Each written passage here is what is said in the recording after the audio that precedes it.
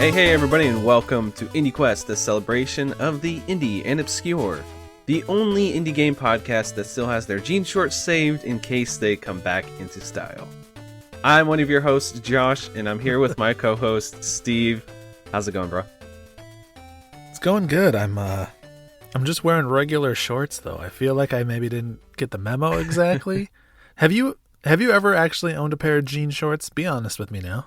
I think maybe the only time I've ever actually owned a pair is in the summers, and then my mom has just cut off the leg, you know, and then you have the fringe and everything. Just like, yeah. Okay, these are old jeans. They're kind of ripped up and shredded anyway, so let's just cut off the half the leg, and there you go. I think that's the only time I've ever had jean shorts in my life.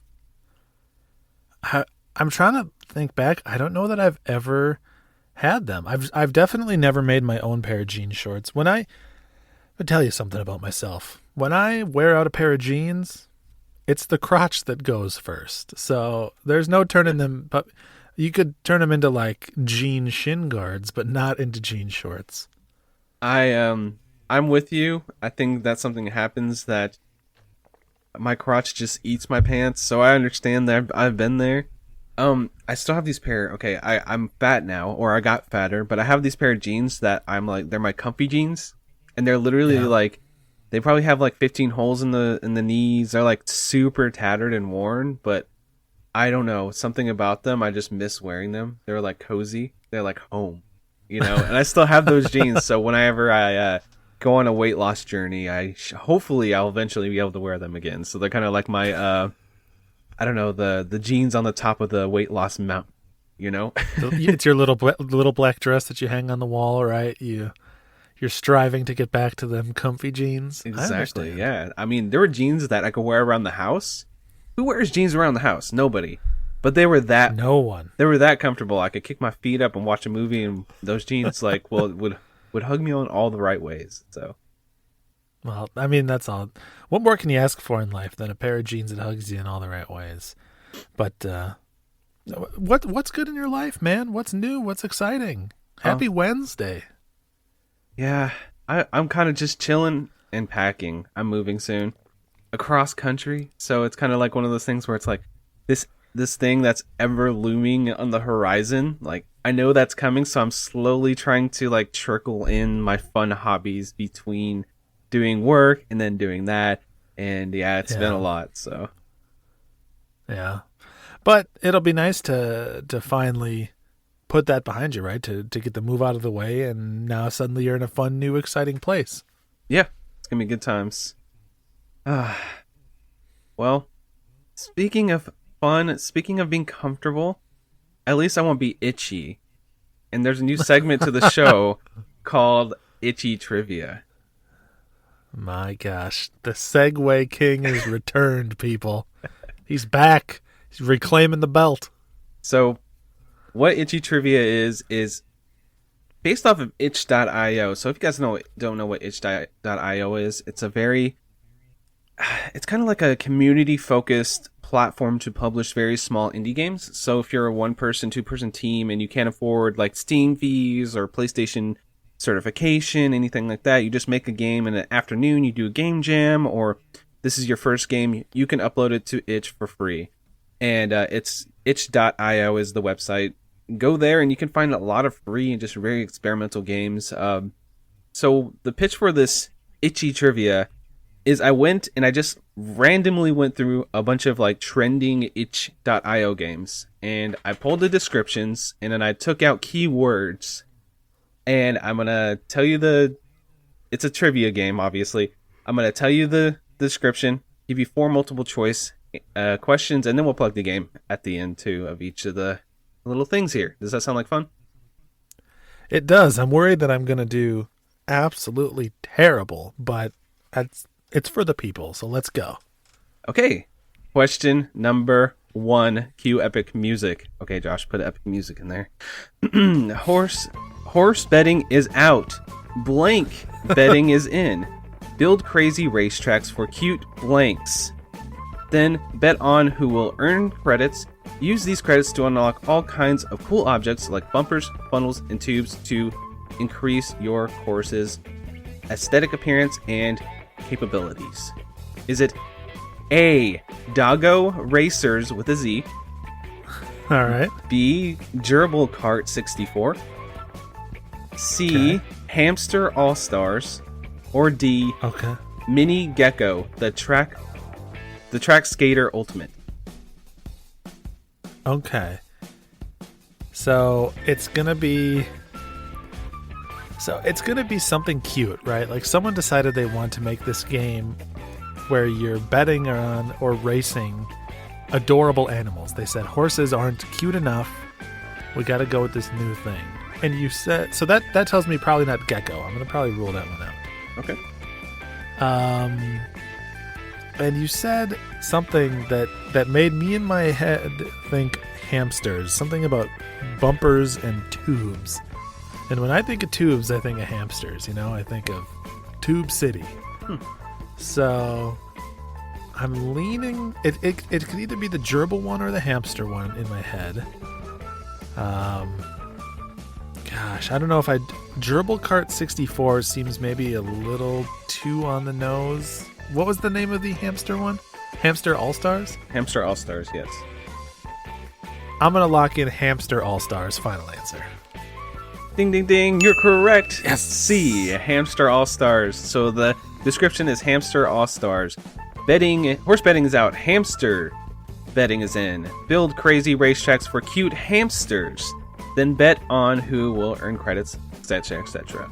You can find the game on itch at sockpop.itch.io. It's a $3 game, and it's Sockpop with SOKPOP. And super cute art style. Kind of has like a, I think, it's basically just a track builder. You build a track in crazy ways, and then you just bet your money on whatever gerbil you think's gonna, or gerbil really, hamster you think's gonna win. I tripped myself up there. But from what I've seen, I didn't actually play it, but from what I was watching some gameplay, it looks really fun and cute. I mean, it sounds amazing, right? I like the idea of. I always enjoy like track building. And if I'm going to test my track out, I can't think of a cuter way than to send a little hamster running along it. Or rolling along it in a hamster wheel. Or what do they call those? Hamster ball? Hamster wheel? Hamster ball, yeah. Hamster ball? Okay, yeah. Isn't there a cartoon that the bad guy's name is Hamsterville? What is that? I gotta look it up now. I'm looking it up live here. Hamster. He's doing it live. Wheel. Bad guy. Yeah, it's in... Okay, Hamsterville, or Hamster Wheel, is in Lilo and Stitch, the TV show. Have you seen Lilo and Stitch, the TV show? When I was younger, yes. Interesting. I didn't know there was a TV show. Yeah, they had like 2 movies and like a side movie that tied into the TV show. But anyway, it is what it is. Let's jump into number 2 here. All right, you ready? Let's do it. Okay. I'm 1 for 1. I don't want to lose my perfect record. Number 2 is Blank is a tiny 2D hand-drawn clean 'em up about a blank cleaning rivers and fighting pollution. In this journey, you get to play in 3 different blank forms based on your health with wave-like patterns of enemies. We got A, Froggy Waters, B, Tadpole Tails, C, Frog Cleanup Crew, or D, The Tale of Fred the Frog. Oh my gosh. These all sound good. So you're cleaning up as a frog. Is there any reason that you'd be a tadpole over a frog as you clean? A tadpole can't really clean. I mean, a tadpole, it's just like a little nub with a flipper on the back. That's not cleaning anything up. So it's got to be one of those frog ones. My heart wants to say Frog Cleanup Crew, but give me the 3 frog selections again here. Let me hear them one more time. I'll just say them all again. A is Froggy Waters, B is Tadpole Tails, C is Frog Cleanup Crew, and D, Tale of Fred the Frog. And I'm going to give you a little hint. Just imagine a top-down shooter where you're looking into the water and things are coming at you and you're kind of like flapping them up to clean up the pools of water as you're going through them. All right. First off, that game sounds amazing. I want to play it. But let's say let's go Froggy Waters. And unfortunately, you are incorrect. It is B, Tadpole Tales. The only one that I vetoed. So the description is, with the blanks filled in, is Tadpole Tales is a tiny 2D hand-drawn clean 'em up about a tiny tadpole cleaning rivers and fighting pollution. In this journey, you play in 3 different froggy forms based on your health, etc., etc., with wave-like patterns of enemies. So yeah, that's what the game is. And the cool thing about this game is it's completely free or name your price. You can also get it on Steam for free as well. Super short game from what I can tell, maybe like a 30-minute to an hour-long game. But just a cool little bullet hell shoot 'em up style game. You can find it on itch.io. Zizhen96, which I'll spell Zizhen 96.itch.io. If you go over there, you can find it and try it out. It kind of has like a hand-drawn art style. This looks really cute and fun. That's awesome. I mean, I always love a good shoot 'em up, and I love it when a shoot 'em up uses something other than space or like mecha as its mechanic. Like, don't get me wrong, I love me a good space game, but I like when they play with the concept a little bit more. Me too. Like cute 'em up, clean 'em up. I never heard of clean 'em up, but I've definitely heard cute 'em up, in the past. Yeah. So that's pretty fun. All right, number 3 is, here's the description: playing blank blank blank gamifies the PS4 console updating download screen. We've all been there, excited to play a new game, only to be stopped by hours of updates to install first. Playing blank blank blank takes that annoying process and makes it fun, well, less horrible. Like a dot. Also less horrible. Yeah. Anyway, you got A, Nightmare Creators 4, B, Ugly Updater 4, C, Steve's Dream 4, D, Time Wasting Simulator 4. As much as I want to say Steve's Dream, that feels like you dangling the carrot there in front of me. I feel a little bit baited by that one, but honestly, I would have guessed that it would be called like PlayStation Update Simulator or something like that. So none of these, like I was waiting for my answer to come up and it didn't. So, why don't you give me the answers one more time? Sure. It's A, Nightmare Creators 4, B, Ugly Updater 4, C, Steve's Dream 4, D, Time Wasting Simulator 4. I don't understand the like nightmare one, but I'm inclined to say Ugly Updater 4. Final answer. Unfortunately, you did not get it correct this time. Oh, It is A, Nightmare Creators 4. what is that all about? And guess who made this game? I bet you can't guess who made this game. It's somebody we know. Somebody we know. Yeah. Um, You don't have to guess. I can just tell you. we know so many famous people. Yeah, who is it? Okay, so there's a guy who does a podcast on the Polymedia Network with Trav, where they go over like the narratives of video games. It's called Tales of the Lesser Medium. He's the co-host of that show. Caleb J. Ross. He made that game? He made a game. He has an itch page where he has a bunch of little games he made. Oh my gosh, I had no idea. That's so cool. Yeah, so if you want to go check out his creations, he has a couple other ones over there. There are usually little small, just experimental things, including this one, but I actually played through this and had a good time. So go over there to calebjross.itch.io, and he has a good sense of humor, so they're going to be pretty funny too. Yeah, he's a funny guy and smart too. So that's so cool. I had no idea. I will absolutely be checking that out. And it's a nice little plug for Tales of the Lesser Medium. If you guys haven't listened to that, I recommend it. Me as well. So this one is kind of a curveball. This is a very long description, and the title of the game is long too. So I'm not going to reread this after the fact, but I'm going to leave the title of the game out, and that's about it. Okay? You ready? Okay. So, Yep. Number 4. A tale of dark and troubling things. Blank, blank, blank, blank, blank, blank, blank. is a narrative-driven point-and-click adventure that explores the stories of 4 different characters in a masked ball taking place on a train in the late 1920s. Pretty cool premise. So there's like subheads to this. So here's the first subhead. The Silent Room. In a luxurious hotel room in Rome, freshly arrived from Turin, Carlo awaits for his lover Patrick to arrive. However, as the shadow of fascism looms ever larger, the tensions of meeting and constant hiding is beginning to take its toll.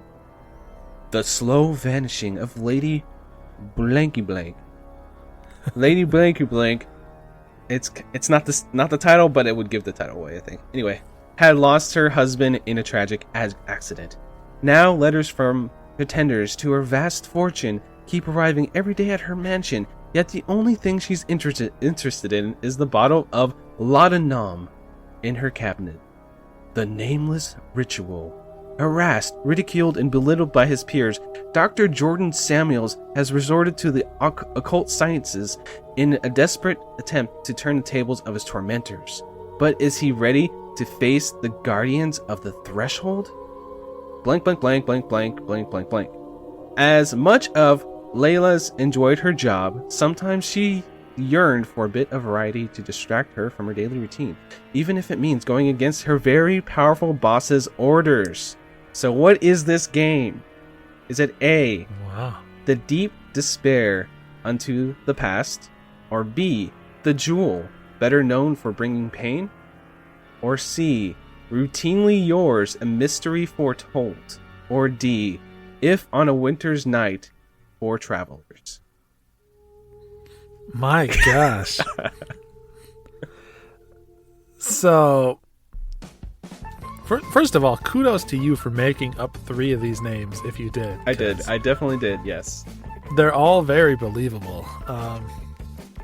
I mean, on one hand, I'm really tempted to pick the 4 Travelers one because that seemed like a focus based on the description. They're talking about 4 characters. A lot of the subheads sounds like descriptions of each of those characters. Give me the answers one more time, and I'll give you my pick. Okay, we got A, The Deep Despair Unto the Past. B, The Jewel, better known for bringing pain. C, Routinely Yours, A Mystery Foretold. Or D, If on a Winter's Night for Travelers. I'm gonna say The Jewel, better known for bringing pain. Sorry, it's D, If on a Winter's Night for Travelers. What? That one sounded like the most made up of the 4. You keep tricking me, and I think, the only one it's not is this one, and it's that one. You can't feel bad, dude. This is all guessing. You know what I mean? I try my best to trick you as much as I can. That's part of the fun. But the thing about this, it looks like all this writing and stuff. It looks like a really great game, and it's free. It's a pixelated adventure game, point and click. So if you guys want to check it out, the art style, the music, everything from what I was looking at just looks really stunning. So I think it might be worth your guys' time if you want to check it out. A lot of good reviews on the page and everything. It's only on itch. It's Laura Hunt, and that's Laura with a U, so Laura Hunt.itch.io. If you want to check it out.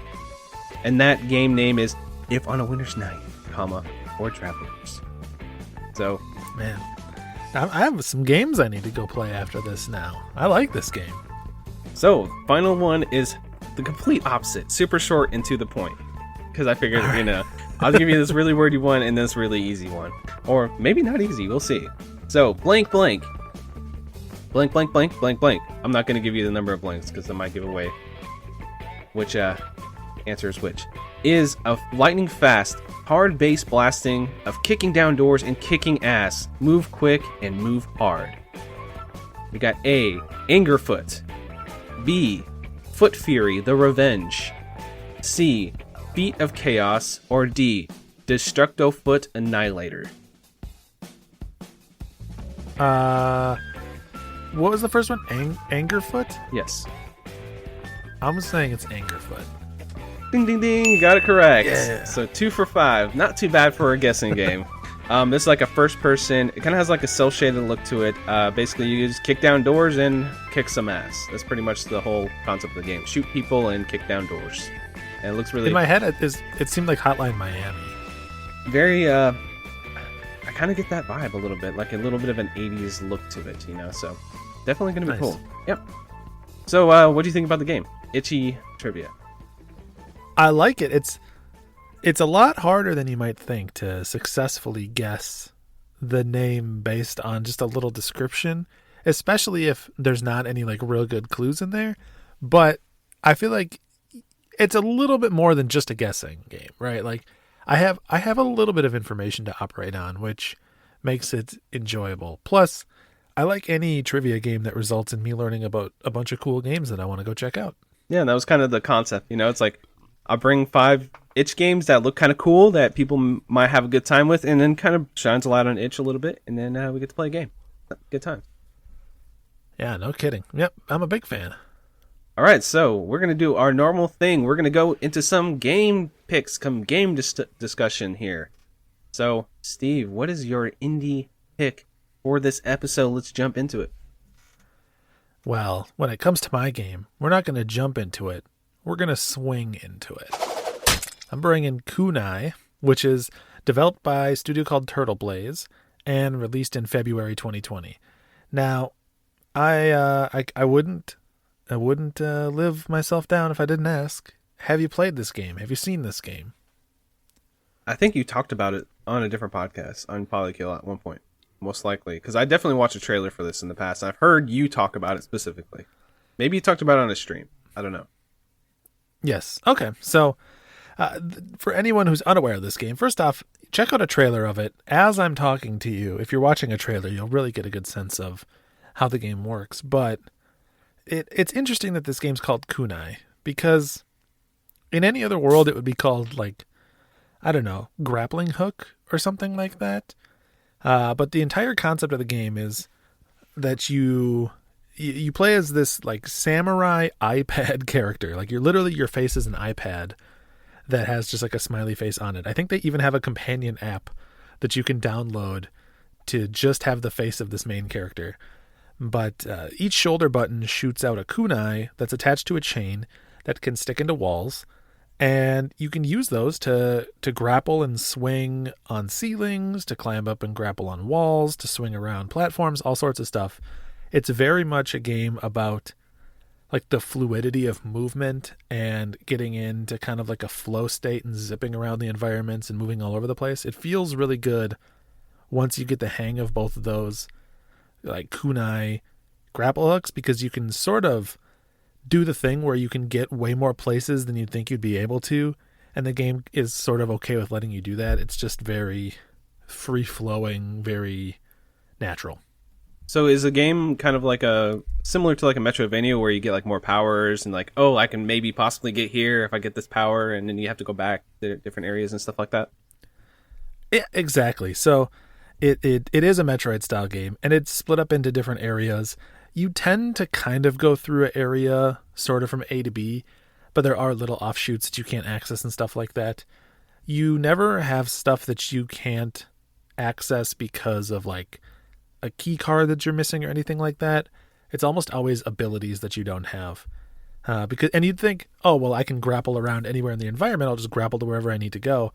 But they do introduce some spots where you can't grapple on, or like larger gaps than you could ever swing across, stuff like that. And so you'll navigate through an enemy. Through an area. There's a lot of combat with enemies that'll drop this different currencies. And at different locations throughout the map, you'll find Wi-Fi routers, like literal Wi-Fi routers.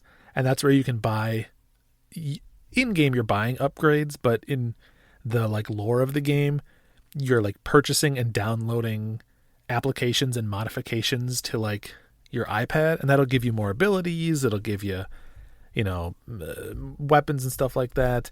It just kind of gives you, it increases your toolkit. Some of that'll let you fight better, and some of that'll let you navigate to new areas. And then, in addition to the stuff that you fight for and buy, you'll also come across different weapons. So the entire game, you have a sword. That's kind of like your main melee weapon. But you quickly get like a throwing star, and then you get all kinds of different weapons too. So you get some enhancements to that. You get some guns. I don't want to like spoil what all the weapons are. Yeah. But you get like 4 or 5 different weapons, some of which are both combat and utility based, and some of which are just kind of strict combat upgrades, but pretty decent variety. It's pretty cool. And does it have a good like sense of power? I know like when you have like a swinging mechanic, it can be hit and miss, especially in like a 2D plane. Does it feel good to swing around? Does it have power? Like the weapons have good punch to them? Do you feel like you're like can kick some ass when you play this? Yeah, there are some enemies that are like a little, I don't want to say damage spongy, but they just take a little while to take down. But it has some real satisfying sound effects. Most of your enemies are robotic, and so you get some good like robot powering down, like squealing electronically as it dies type of stuff. Nice. It's pretty entertaining.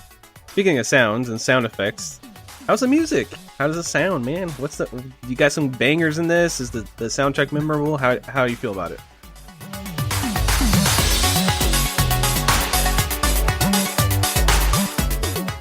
So yeah, the soundtrack is actually it's very good. Some of the tracks are more upbeat, kind of actiony. It's a lot of synths with just like a little bit of drum and bass or something in there, maybe like a lot of short, fast notes. And then there are some more ominous, more ambient tracks, kind of like mysterious, something that you maybe would hear more in like a Super Metroid.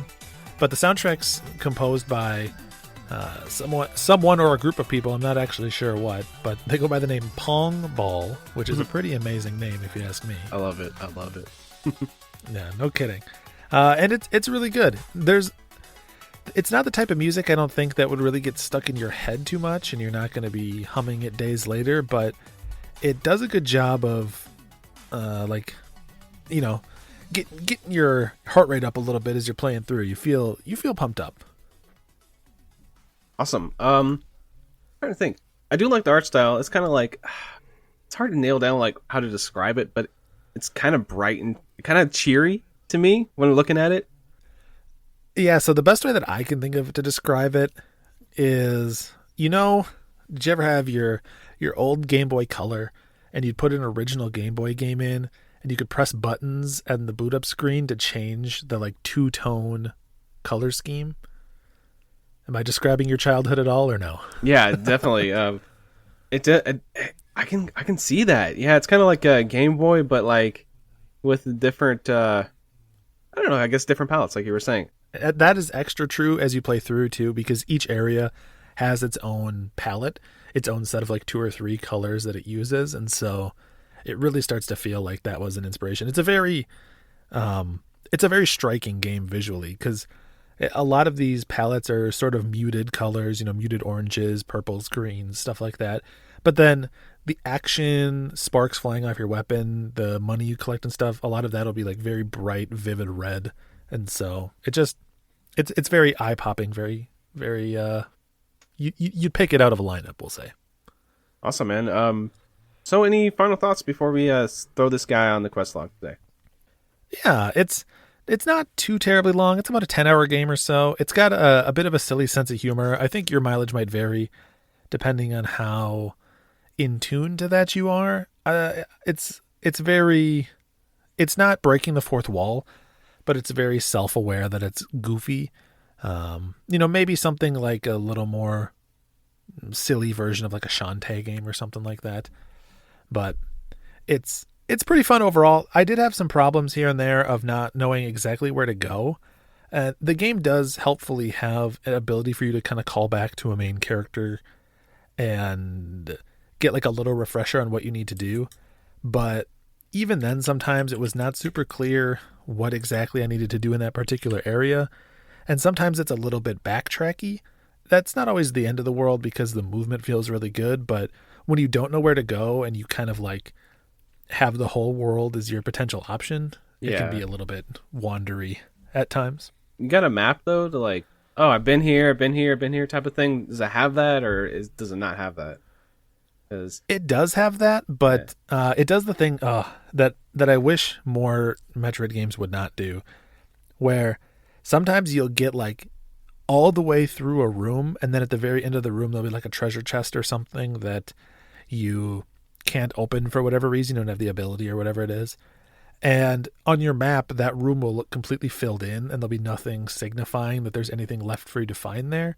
And you can stick pins on the map, but you only have a maximum of 3 of them, and I used them up super quick. So sometimes you'd be stuck kind of like guessing where you need to go back to because you might have already completely gone into the room you need to go to and just don't remember. But yeah, overall, pretty fun game. Like I said, very visually striking, feels really good to move around. You'll have your own experience with the story and with the sense of humor. I think for some people it'll be right up their alleys. For others, might not be exactly their tone. But at the very least, it's a fun game to pick up and play for a couple hours. It feels good to just move in that world once you unlock that first kunai grappling ability. Awesome. So I guess it's time to do the quest log business, don't you think? I think I'm ready for it. What about how I can tell the folks what the quest log is first before we jump into that? Yeah, I mean, I don't want to rush into anything if we don't know what we're dealing with, so why don't you give us a breakdown? Okay, the quest log is a list that we've been building at bit.ly/questlog.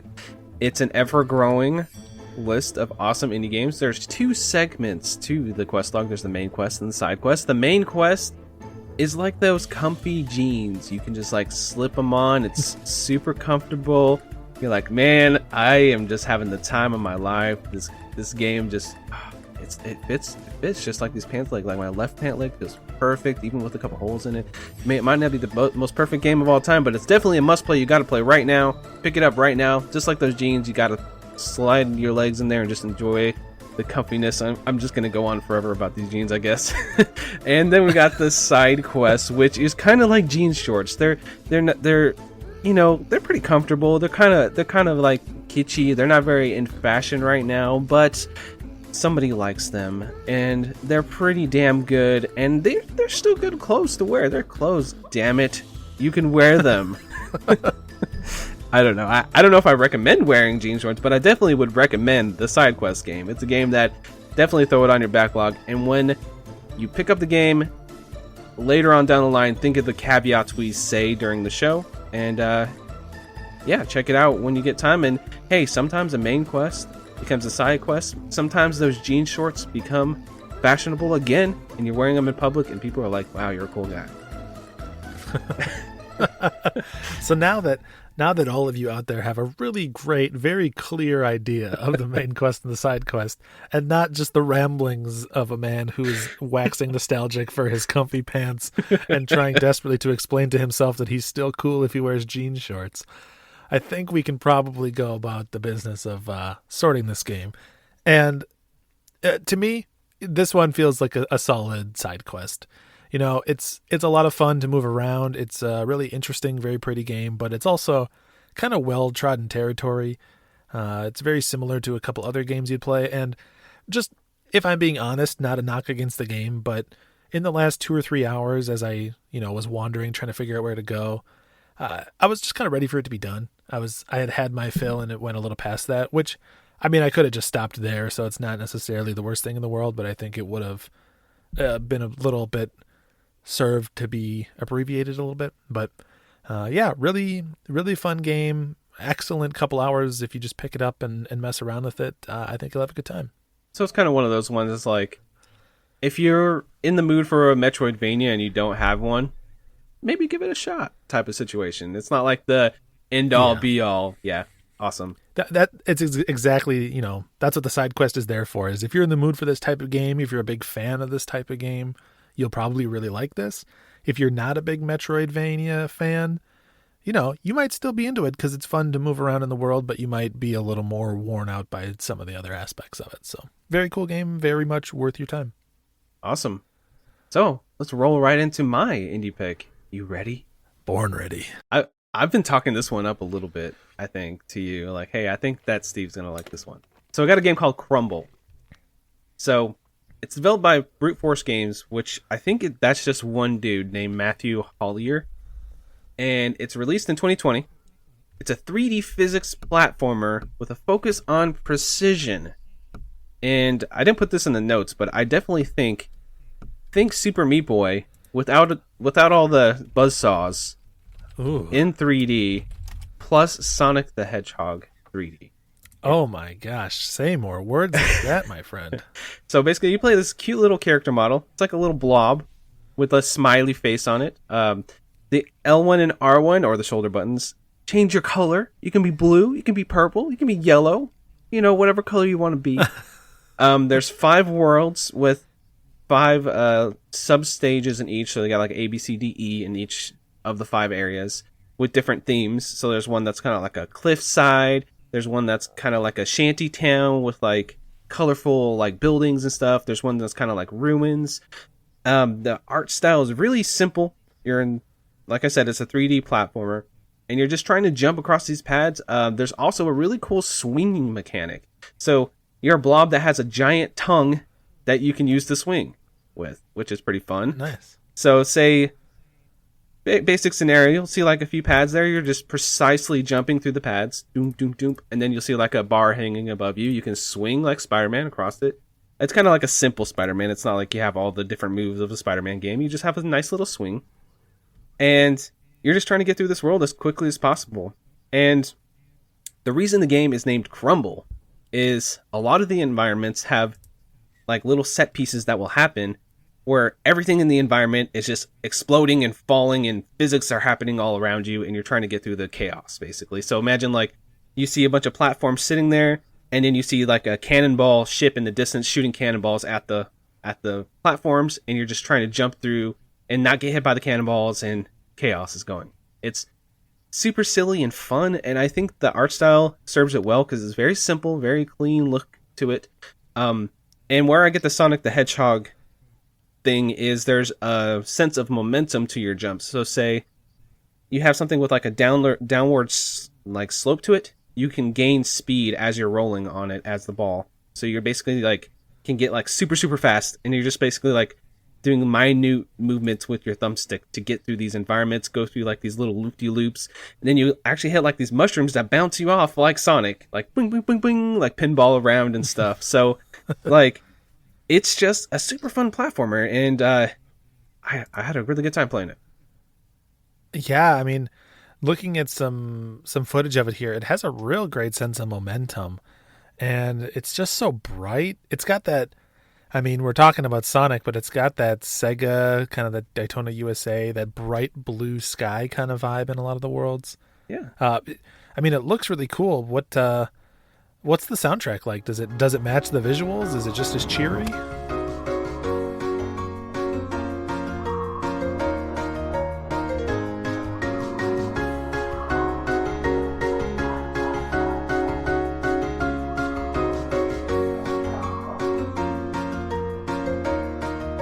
Yeah, it's definitely very cheerful, whimsical.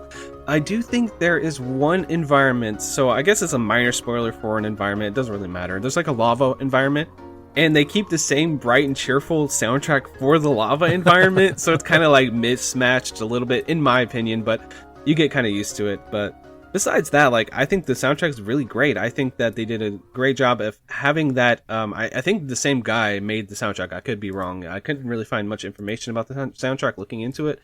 But as far as I can tell, it was him. But it sounds just like super cheerful, like you said, Sega style, super like bright and fun and just happy music. You just feel like you're in a good mood because a lot of these areas, like you'll get checkpoints as you're going through the levels. And if it's your first time playing this platforming stage, you probably don't know what's coming up next. So you're just going to probably die a few times. You know, you might get stuck occasionally. So having that music and just that bright aesthetic, and you die a few times, you're like, it's okay, you know? I've got to keep going. This music's keeping me going. I do like the swinging mechanics and the tongue mechanic because, like, you can kind of cheese it a little bit occasionally. So say you jump and you miss a platform a little bit, you can just, like, like Yoshi it, basically, on the side, and then kind of, like, flip yourself up little by little to get to the top. You're like, oh, yeah, I just cheesed the system, but hell yeah, I did it, you know, that type of feeling. So, oh, yeah. Then the main thing I think they try to go for is like the high scores in this game, like the speed, and watching speed runs for this game is pretty insane. People are just launching themselves across the maps full speed, and like when you beat a stage, and I'm like sitting there, I'm like, I did it in 3 minutes, not bad. And then there's somebody with like 8 seconds, and I'm like, God, how? You know what I mean? I was like, one of them, I think I did like 12 minutes, and then he had like 14 seconds, 18 seconds. I'm like, how do you... And then I watched the speed run. It took 18, 20 minutes or something like that. And like, he just goes like straight through the levels like it's nothing. I'm like, damn, people are awesome. I mean, exactly as you're describing it, I'm looking at the Steam page here. I mean, one of the top reviews is Sonic, but he's Spider-Man and a cool ball. 10 out of 10, everything I have ever wanted in a game.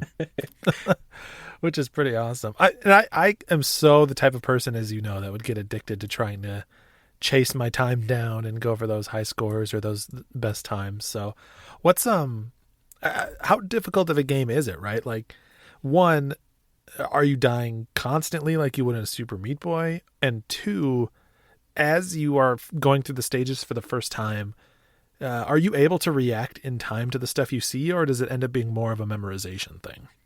I think that I would describe it as a platformer in that aspect where you're going to be messing up a few times, especially in your first go. I started a second playthrough earlier today, just kind of playing through, and the second playthrough was a lot easier because I kind of knew what was coming up next. I was still falling occasionally. It's like Super Meat Boy in that aspect. So like, you know, you go through the stage, you do it a couple times, you kind of know the layout. I think that if you have a decent reaction time, you're not going to be like falling on your face constantly. I do think that it does lead you in good directions. There's a couple stages where they're like, arrow, go this way a couple of times, which is nice. I think that maybe somebody play tested like, I'm not really sure which direction to go here. And they're like, okay, I'll put an arrow in, you know, a couple of times. But besides that, man, like, I do think the game kind of leads you in a cool direction. And they do some really cool set pieces. I didn't really want to spoil any of them. Like, besides the cannonball thing, there's a couple of cannonball set pieces, but there's like a stage with different waves and it surprised me over and over again, like, wow, they're actually doing this, and then they added this cool mechanic. Like, they keep layering, like, different mechanics to make the platforming fun. And I feel like nothing really outstays its welcome. It's like a 3 to 4 hour game. I did it actually a little bit less than 3 hours, but I would say if you're not super, super good at platformers, it might take you up to 4 hours, depending on how good you are, you know? Awesome. I mean, it seems like a lot of fun. I'll definitely be interested in checking it out. Any final thoughts on it? I think that I said pretty much all I want to say, but I think this game really surprised me. Like, I wasn't really expecting much, honestly. Like, it'll look kind of simple, kind of like, I don't know, I was just kind of like bumbling around. I'm like, you know what, I kind of want to bring something to IndieQuest I've never even really heard much about, or I haven't really heard people talk about too much. So I had this on my wish list. It was on sale because it has a co-op mode that must be, I don't know if it's always been in the game. I haven't tried it myself, but you can play with a friend, and you can like combine your tongues together and like grapple each other and throw each other around. So I think that would be a lot of fun to play, like a co-op setting. But besides that, like, the game just really surprised me, and it was kind of one of those things. I played one level and I'm like, dude, I'm just gonna sit here and just play this for a while, just to kind of get my footing. And then like 2 hours went by. I'm like, okay, yeah, this game's really fun. I just got really addicted to it. So it's definitely a recommendation. Awesome. I mean, so it's a recommendation, but the question is, how big of a recommendation here? We got to drop it into one of these two columns. Are we talking main quest or are we talking side quest, buddy? This one, at first I was thinking, oh, this is definitely going to be a side quest game. Like, okay, this is going to be one with a caveat that, oh, it's a platformer. You might not like that style of game, blah, blah, blah. But I think that the checkpoints are forgiving enough, and that the music is great enough, and the gameplay is fun enough to put it on the main quest. I think people, even if you aren't into this style of game and you just like 3D platformers, I think you'll have a lot of fun with it. I just think the way it controls so buttery smooth that even if that's not really your style of game, you're still going to dig it. Awesome. Yeah, I definitely, as we were talking about it, added it to my Steam wish list. So it was a main quest for me too, which is a solid recommendation. So just to wrap up again for everyone, as a refresher for the games we talked about, in case you missed the names earlier on, that was Kunai, which was developed by Turtle Plays, a side quest game, and Crumble, a game developed by Brute Force Games, on the main quest. And hold on, do I have you as a Steam friend? Yes, I do. Yeah. Hold on. Give me like 2 seconds here. We are live recording. Here you go.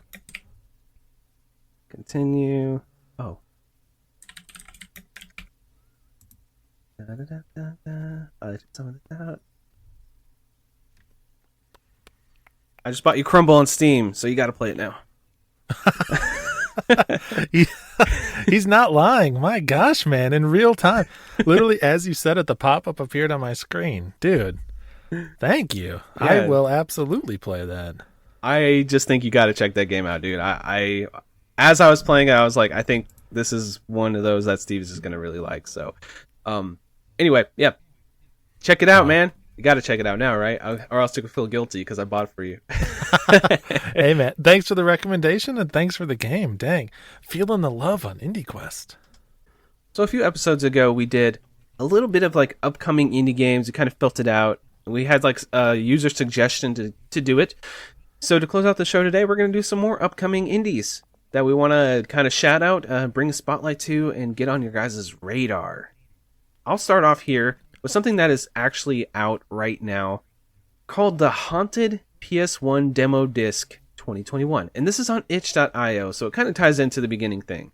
So if you go to hauntedps1.itch.io, there is a free collection of 25 mini little games, some spooky, some not, that you can play right now. Some are a couple hours long, some are a little bit longer, but they all have like a PlayStation 1/N64 aesthetic. So it's such a cool little bundle. Yeah, it seems right up my alley. Like, I like to try to keep spooky Halloweeny themes for October, but man, when October comes, I feel like I'm going to go hard on some of these. Yeah, and there's a couple in there that I think Rusty was sharing them. Ari Lewis 2011, he was sharing them in one of the Discords, and I was like, what is this? So I clicked into it, and it's kind of like a N64 looking like platformer, and I was like, oh, that's cool. And then it's like, oh, it's part of the Haunted PS1 demo disc, and I'm like, what's that? And then I clicked into that, and then I saw, wow, 25 games that you can kind of just sit there and like just enjoy for free. Why not? And there's a 2020 version as well with 20 games. So if you guys want to check any of that out, I would highly recommend going over there. If you like that PS1 look, and especially if you like RE, like classic Resident Evil and stuff like that, I think that's going to be something you want to check out. Yeah, absolutely. It looks really cool. All right, so our next game here it's called Chicory, A Colorful Tale. And this doesn't have a firm release date, but according to the developer's Twitter, they have promised it is coming spring 2021, and then in parentheses, very soon. So I have a reasonable confidence that it makes sense in our list here. And for anyone that hasn't seen this, it's a very striking game. It's the follow-up to, well, it's not a sequel to, but it is the next game from the developer of Wandersong, also with the composer from Celeste, and I think maybe some other creative talent from Celeste. Yeah. But the description is, you're a dog wielding a magic brush. Use painting powers to explore, solve puzzles, and make friends in this top-down adventure. So this is one that I've been looking forward to for a long time. I'm a big fan of Wandersong. I know you're a big fan of Celeste, so it seems like an IndieQuest match made in heaven.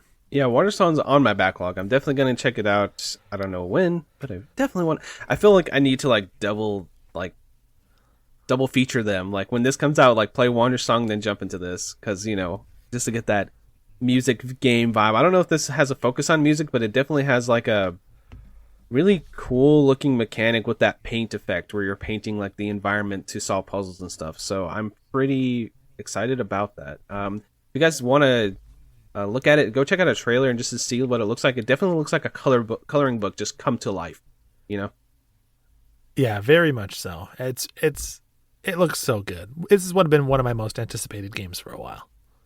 Awesome. And then I got another game coming up. It's kind of reminds me of what's that? Firewatch. It reminds me of Firewatch. It's like a first-person adventure game. It's called the Magnificent Truffle Pigs.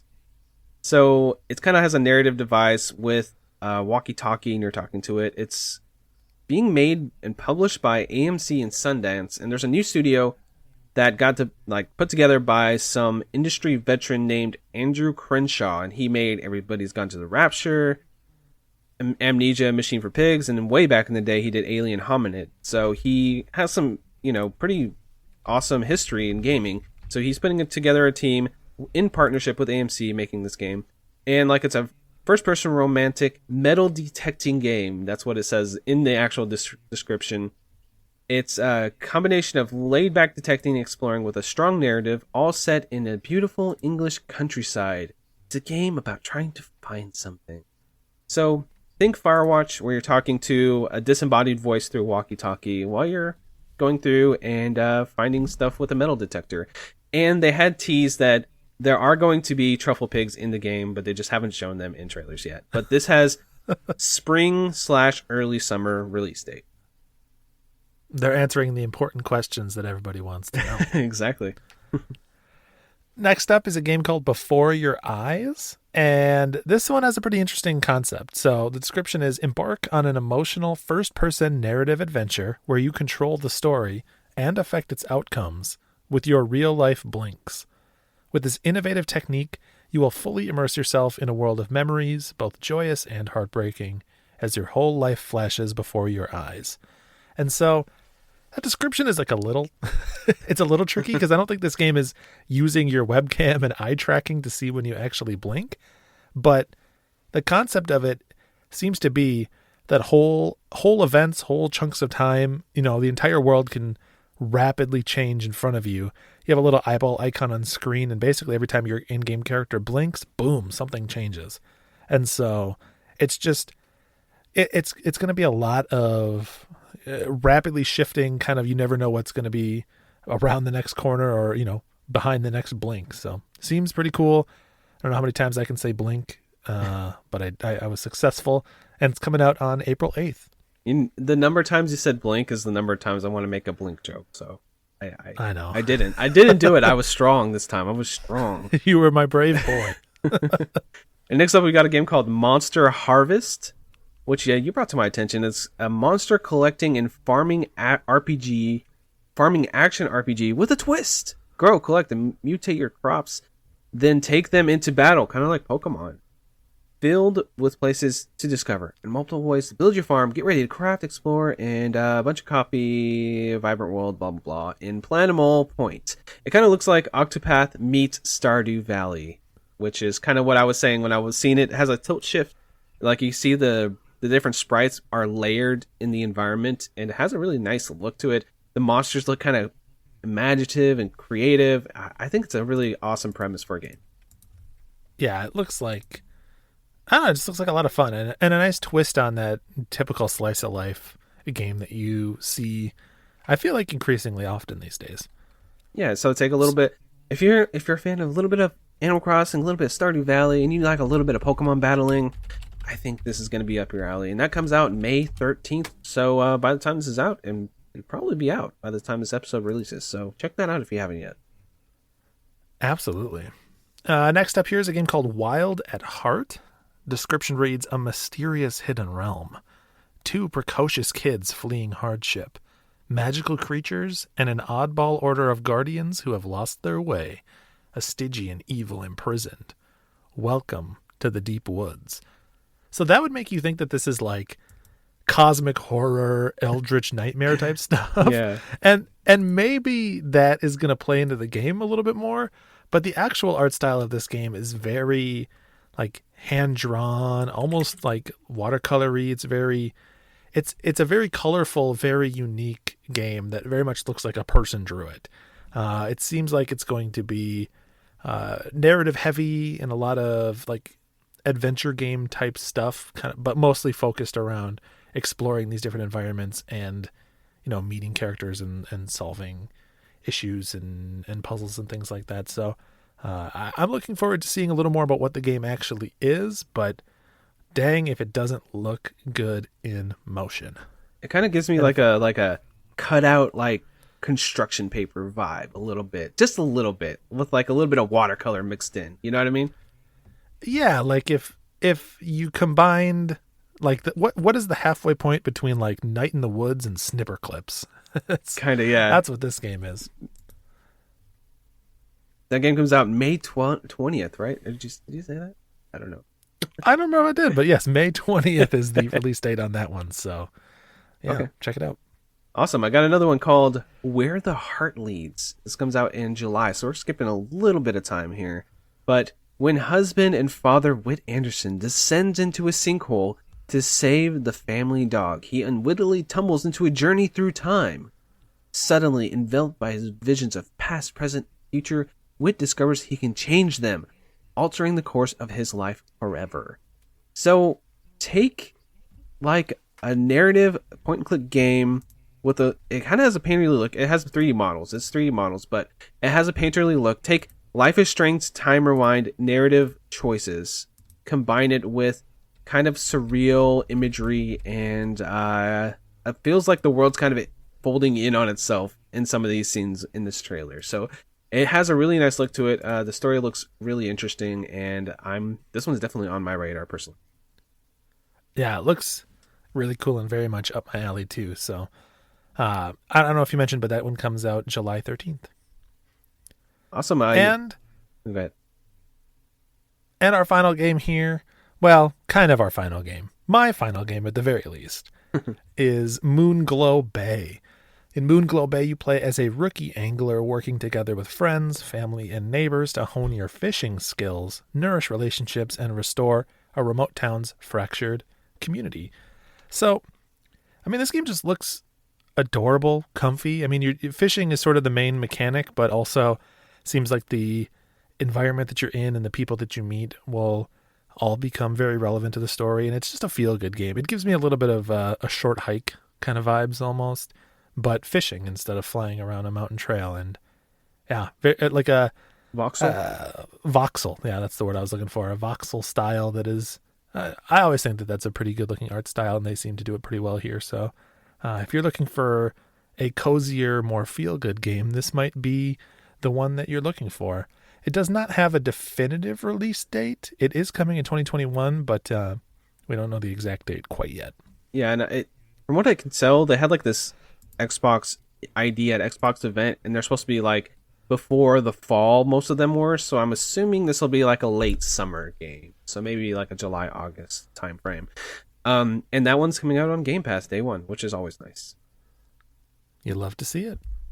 All right, and I just want to do like a really quick mention on this game that's been out since 2018, but it's one that's kind of like, I don't even know, how long has this game been out, Rust? How long has Rust been out?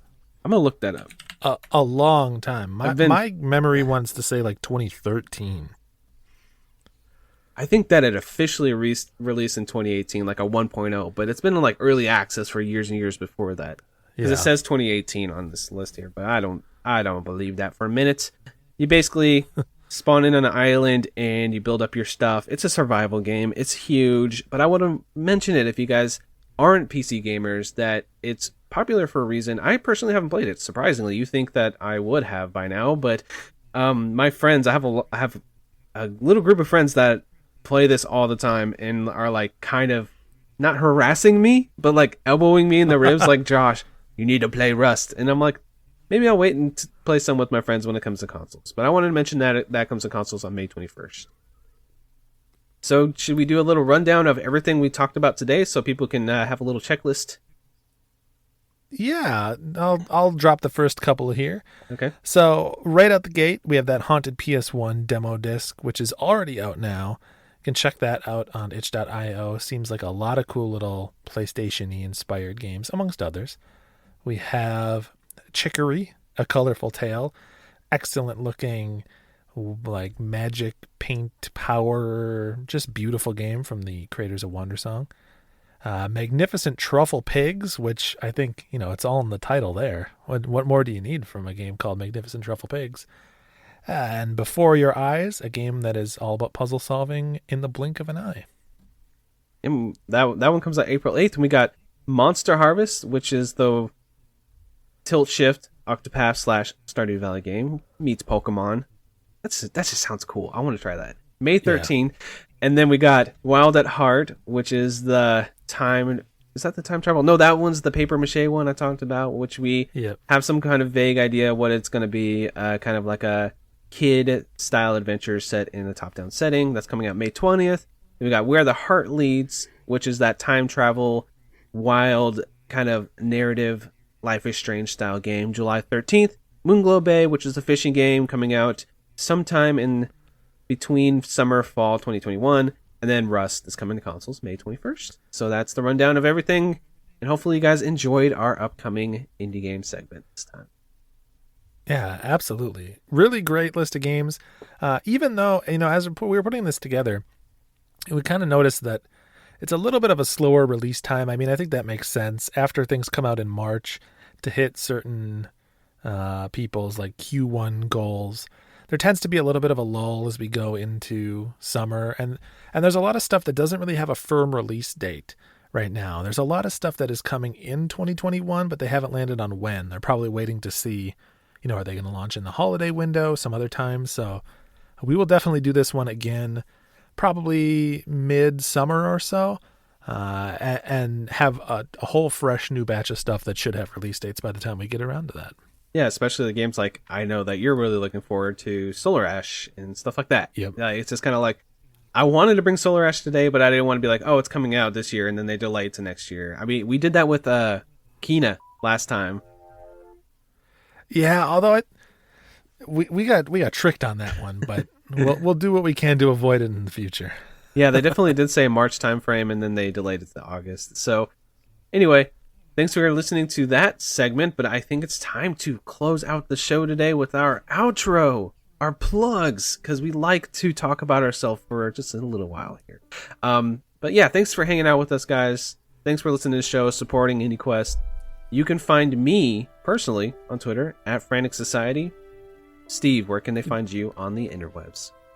You can find me on Twitter or on Twitch, streaming at Blinkoom. That's Blink OOM, M like Moonglow Bay.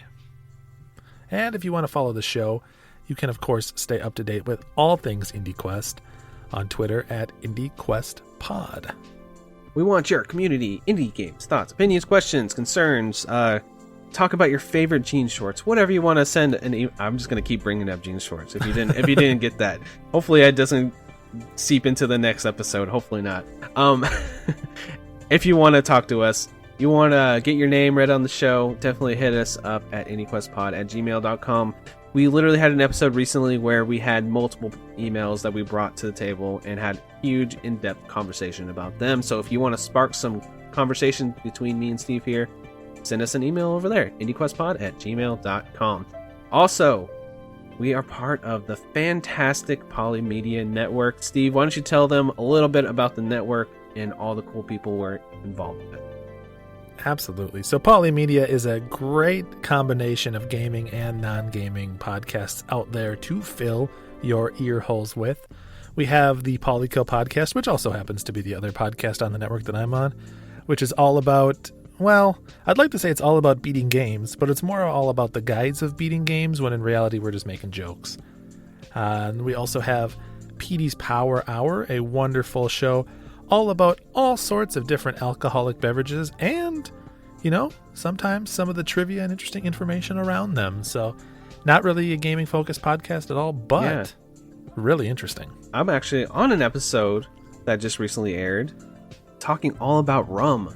And I brought, of course, you talk about rum, you talk about pirates, I had to talk about SpongeBob. So if you want to hear what I bring to the table there, check out that episode as well. So it was a lot of fun to be on that show. We also have Tales of the Lesser Medium, which is a narrative deep dive onto some just video game plots. But the way I described it right there sounds boring. It's not boring. They literally sit down, pour over these narratives, and then just make a ton of jokes about them and just have a lot of fun, and it'll keep you like laughing from start to end there. And then we got the Drunk Friend podcast, which is SNES Drunk and Travis, which is your co-host on Polykill, sitting down interviewing like industry folk from YouTube scene or people who are good at running, just whoever they feel like interviewing. It feels like they're always really fascinating interviews, and when they get a little tipsy, it gets really funny, and it's a really good time. And then they get a little punchy. It's fun. Yeah, it's really good. And then we got, last but not least, we have the Off Kilter Show, which is the hangout podcast where all of us in the network get together and just tell jokes and have a good time and play some games. It's a good time. Now, Steve, we're done with the show. Why don't you kick back, tell the good folks out there goodbye, send them off with some good well wishes. Absolutely. Thanks again, everybody, for listening to the show. We always appreciate you, especially if you made it all the way to the end here. If you didn't skip ahead to that next podcast already, you're a real one. You're a true friend. Let us know anything that's coming out in the next 3 months that we missed that you're excited for. And, to impart some last minute words of wisdom on you, when life puts holes in them jeans, just turn them into shorts.